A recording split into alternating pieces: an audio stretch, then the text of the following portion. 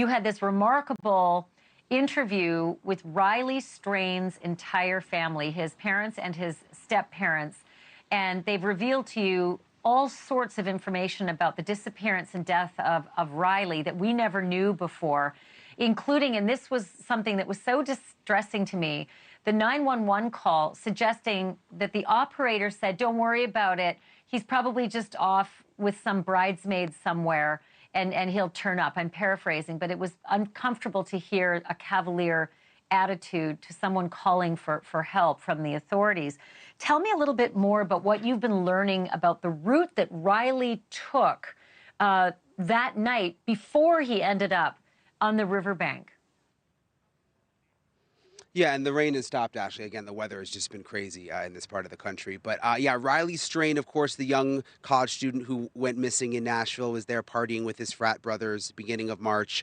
Tragic story. Before I came here to Kansas and Oklahoma, I was in Missouri meeting with his parents, and they revealed all sorts of new information that we had never heard before. They had been focused on grieving, and before that, finding Riley, and now they're opening up about all of these other details about what they've learned happened that night. They were able to get Riley's bank records now, and we now have a look, and we have a map at exactly which bars he went to. We knew Luke Bryan's bar, but we now know all the bars, and we know the order that he attended those bars. It was Miranda Lambert's bar first, Garth Brooks' bar second, Kid Rock's bar third, and then he ended up at Luke Bryan's bar fourth. And again, they've figured this out by looking at his bank records. And they've revealed something else that they've never talked about before, Ashley. It's shocking.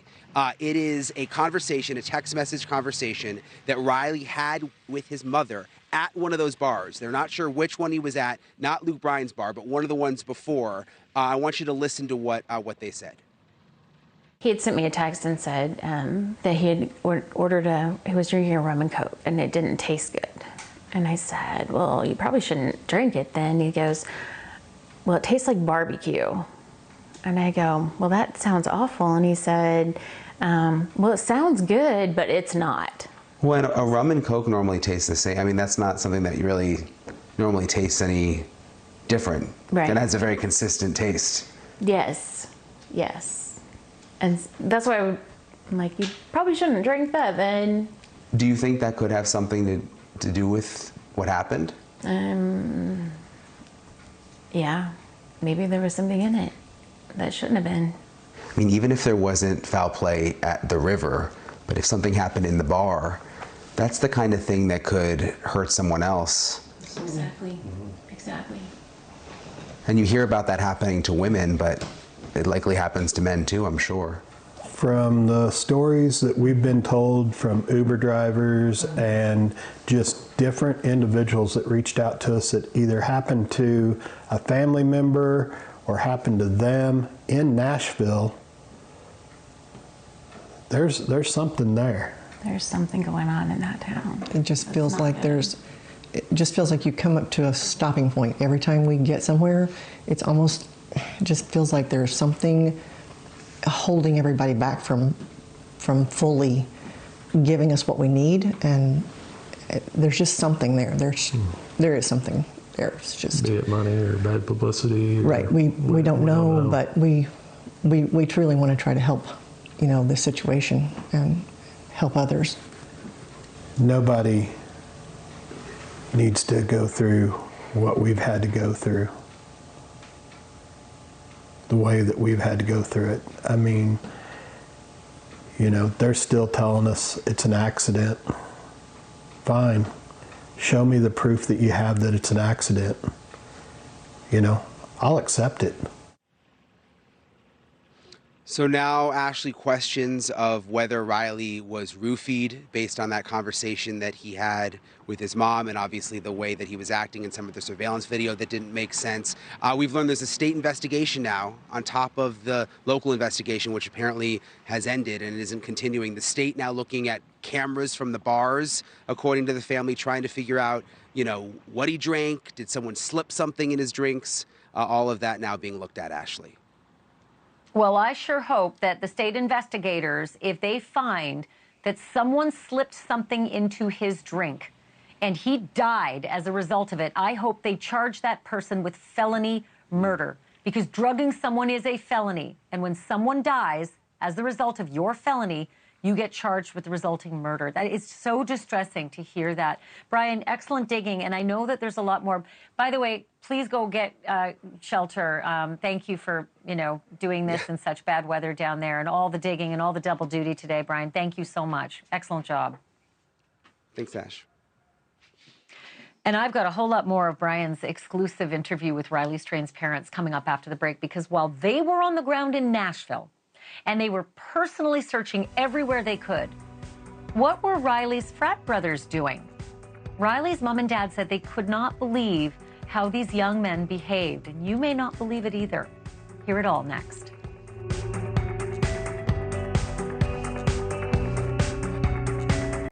Riley Strain's mother says there is a hole in her heart, and it is not just the loss of her son. It is the lack of answers from people who should know by now. How Riley went from alive and texting outside a Nashville bar to dead in the Cumberland River. Nashville police are still insisting it was a tragic accident and nothing more. But the family is not buying that. As for Riley's brothers at his fraternity at the University of Missouri, you may be shocked when you hear how they reacted to Riley's real family when that family needed support the most. Not only that, we got more now of an interview you'll see now only on NewsNation about that drink, about the disappearance, and about what happened afterwards. Here's Riley Strain's mom and dad and step-parents with our Brian Enton. They've got a mountain of evidence that they're working on filtering through, and he has been in contact several times throughout this whole investigation. Do you think that could lead to some answers in terms of maybe if there was something in the drink? I would think there's got to be all sorts of cameras. So. We heard there was 150 cameras in Luke Bryan's bar, I believe it was. We hope that'll lead to something. So, it's interesting because he wasn't in Luke Bryan's so long as we thought.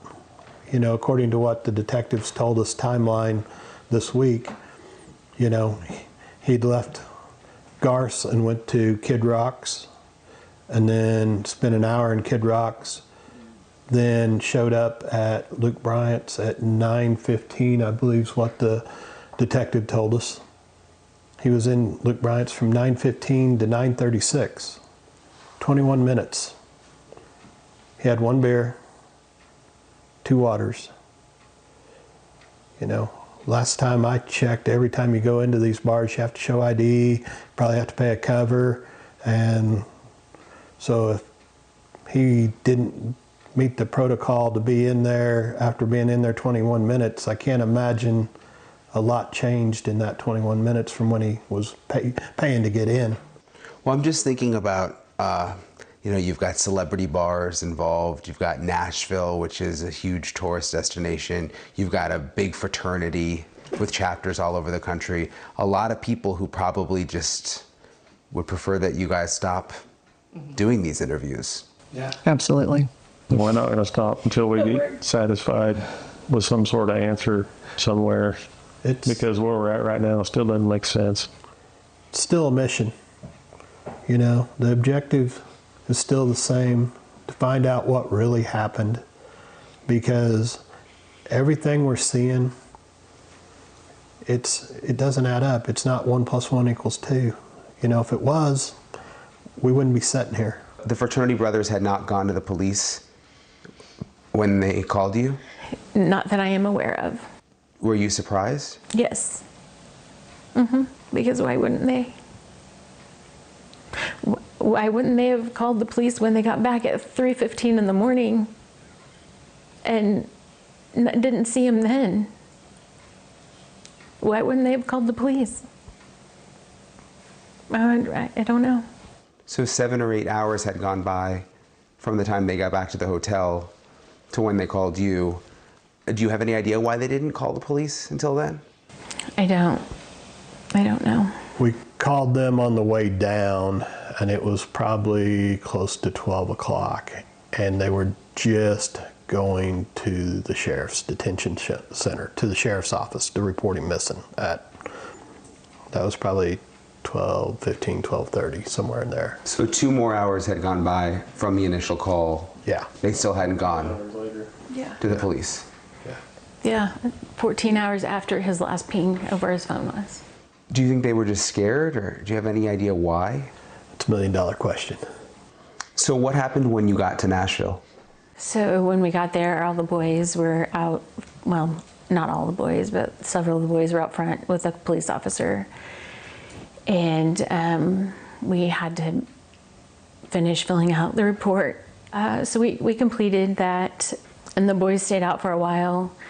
And then they all of a sudden disappeared, all of the boys. And they ended up back out a little while later in their dress clothes to go out to their formal that night. They went to the formal? Yeah.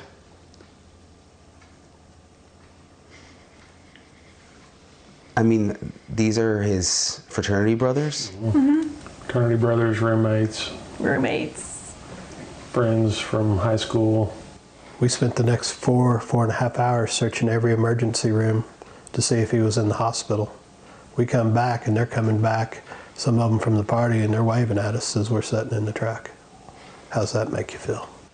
I would have thought they would have all banded together like a search group that night. Yeah, 150, 160 of them on the ground, you know, there from all different chapters. And, you know, they told us that they were there. All of them were there if we needed them. We didn't know what we needed at that point in time, but you would have thought that, you know, they would have at least been out searching, trying to do something. It wasn't. Or something. So the night after he went missing, you were out searching, mm-hmm. and the fraternity brothers were partying. Mm-hmm. Mm-hmm. What were you thinking? We weren't very happy with them, to say the least. It's appalling. You all received a letter from someone else who was staying at the same hotel, who described a little bit of what they heard that night that Riley went missing. I just want to read part of it. At first I thought it was a bunch of drunk college kids being jealous of girlfriend-boyfriend stuff, but it was too loud and went on too long. They were in halls. I could hear them between the walls. The doors for the hotel rooms are very heavy, so they slam when you let them shut. I woke up at 3:15 a.m. to numerous doors slamming, kids in the hall, both boys and girls, having very loud discussions, going back and forth from rooms multiple times. It was like new kids kept showing up on the floor during the entire period. These kids were freaking out about something. Were you ever able to find out what was going on in the hotel that night? From one of the friends that I talked to this week, apparently he had hurt his hand that night. Didn't really specify what he had done, but apparently it had to do with a hurt hand that night and people being emotional about it. Apparently it didn't have anything to do with Riley. Do you think there's information that his frat brothers have that they're not sharing? I feel like yes, maybe. You know, I mean, I haven't sat down and talked to any of them to say, tell me your whole entire story. Would I like that? Yeah, yes, it would be nice. Now that you've found Riley, do you feel like you have a different purpose in terms, I mean, do you want to know everything that happened? Is there like a hole? How would you describe it? Oh, of course, there's a hole in my heart. There always will be. And we may never know what happened that night, and that makes it even worse for me. But yeah, I would like to know everything that happened that day. I don't understand why they haven't reached out to us wanting to provide information of that night. You know, maybe I'm crazy, but why should we have to reach out to them and beg them for information on a missing brother? Did his brothers come to the funeral? Mm-hmm. They did. They were shuttled down on a bus, basically chaperoned through. They were loaded back up on a bus and back to school they went again. Do you think the fraternity is trying to protect the fraternity? I mean, in terms of like a lawsuit or reputation, or I mean, what do you think is happening behind the scenes? I think it's a reputation blow. I do. Yeah. There were a couple of things that happened over this last week. They had a memorial service for him in Columbia, and we were notified 3 hours before. Well, we know it takes 3 hours to get to Columbia. I mean, I thought this was a brotherhood, you know. Riley Strain's parents with our own Brian Enton. Thank you for watching. Go to newsnationnow.com to find NewsNation on your television provider. And don't forget to click the red subscribe button below to get more of NewsNation's fact-driven, unbiased coverage.